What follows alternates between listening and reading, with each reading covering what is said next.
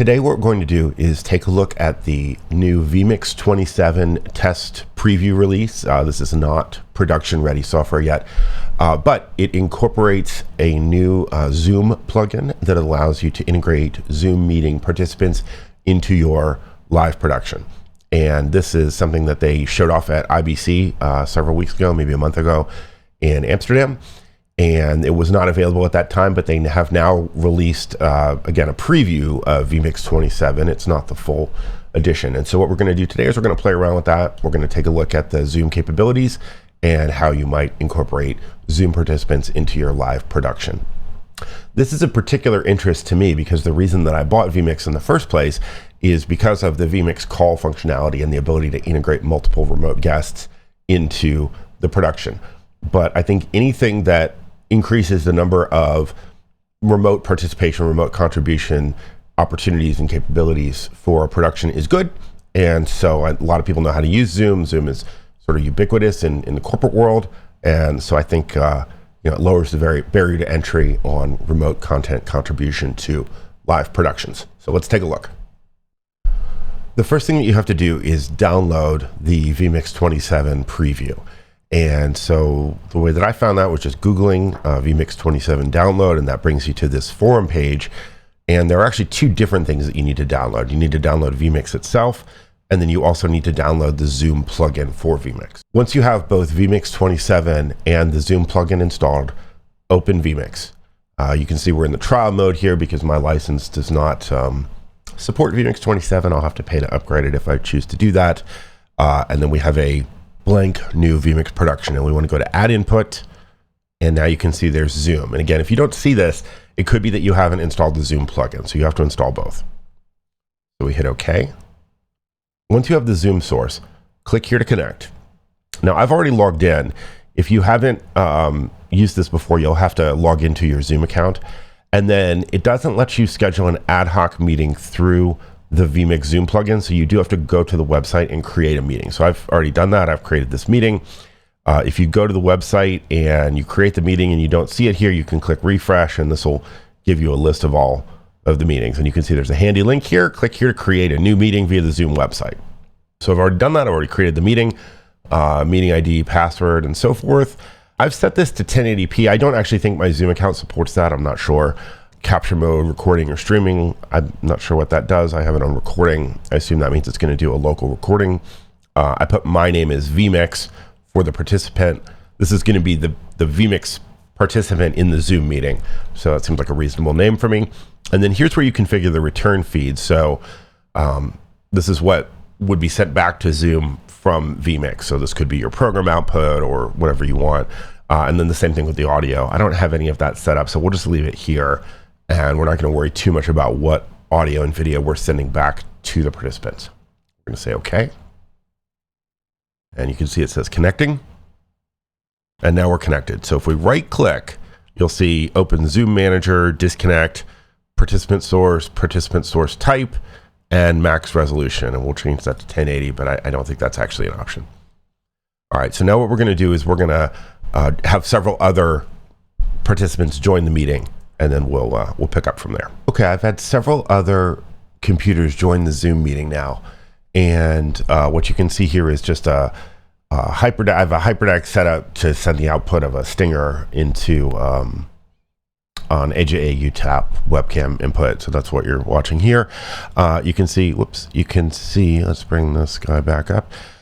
You can see participant source here is set to default. This is actually coming from the Mac Mini. Let's pin that.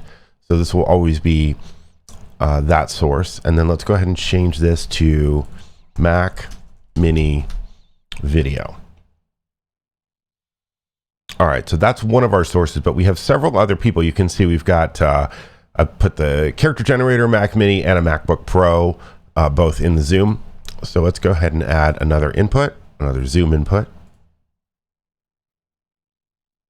And so now let's change this to our character generator Mac Mini. Now this one doesn't have a video turned on. It doesn't have a webcam input, but what it's doing is it's showing you the sharing. And so this is set to auto, but we could pin this. And so this would always show the share. And so we can call this CG Mac Mini share. So the Zoom share.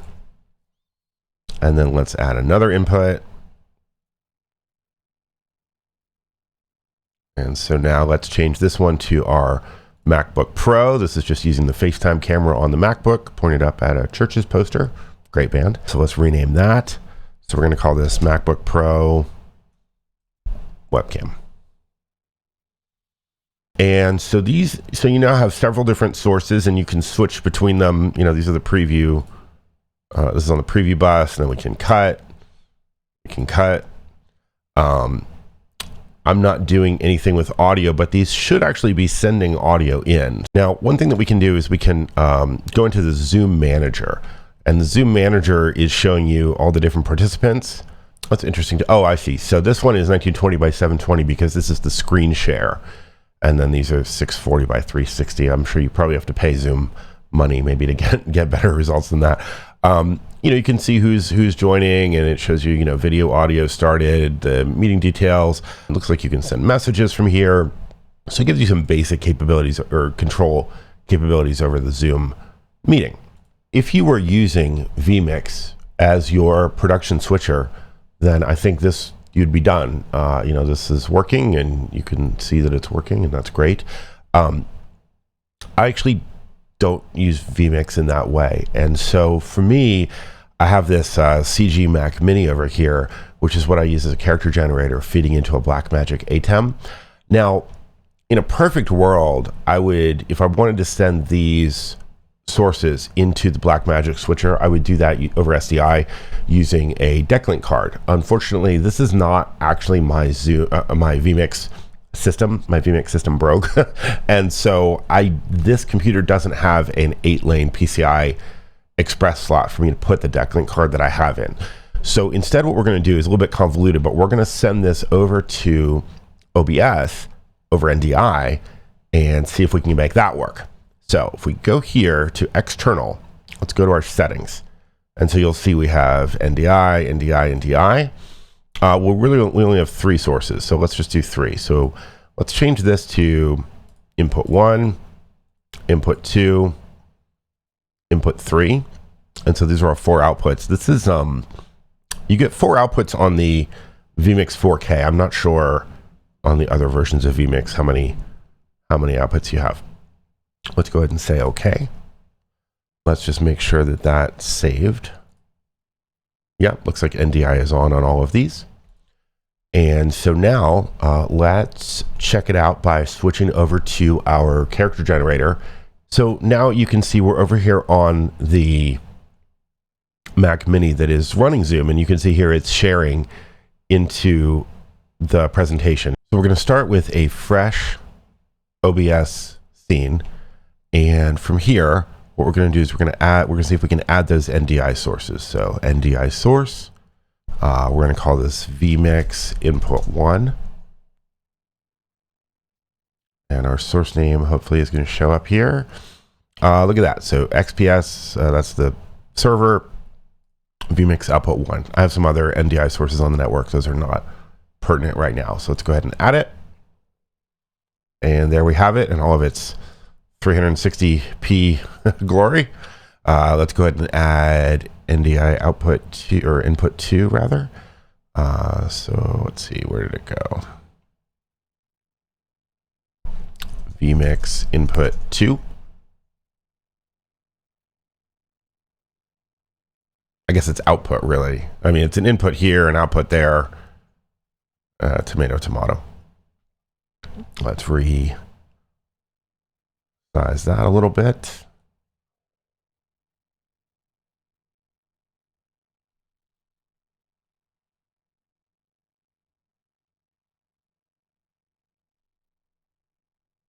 We can add input 3 as well.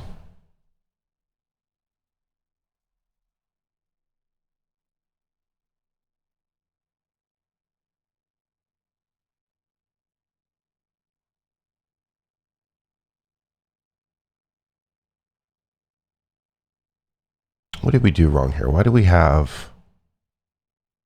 Seems like we have 2 of the same thing. What have we done?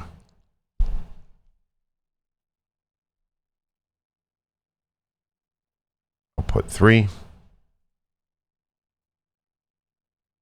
output 2. Let's take a look at our vMix setup and see what we've done to ourselves here.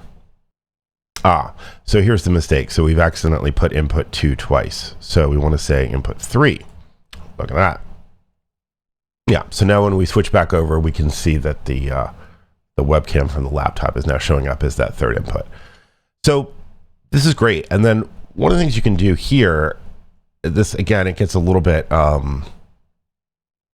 tricky, but if you wanted to send this out, again, I don't have a deck link on this system either, but if I did, I believe there's a filter that you can set up in OBS that will individually output different sources to different outputs on the Blackmagic device. Everything that we've done up until now has been focused on the video capabilities, and so we've gotten video working, I think, pretty well. Let's take a look at the audio.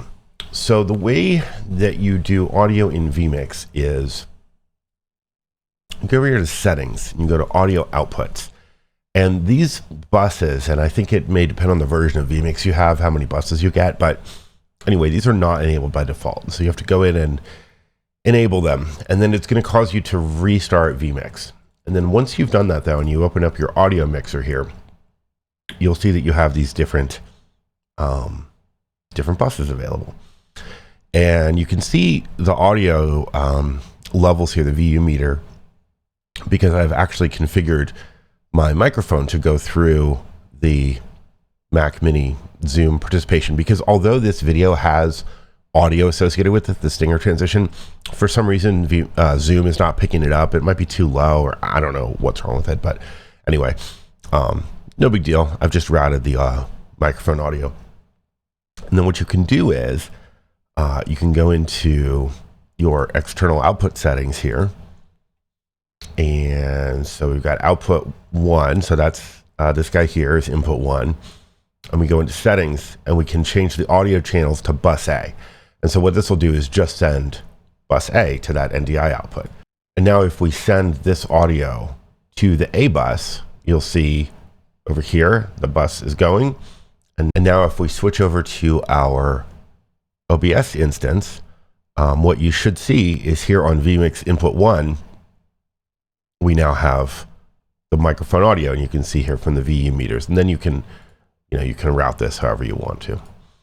So the audio does seem to work. And then the return audio, of course, would be whatever we had configured when we first set up the Zoom call. So Zoom itself will handle the mix minus from the other Zoom participants. So probably what you would want to send is just, your mic, not the other participant's mic, maybe some kind of, program audio from playback or playout or effects or, whatever. I mean, you handle the audio mix the way you want to do it. That is a quick overview of the test preview capabilities of Zoom with vMix 27.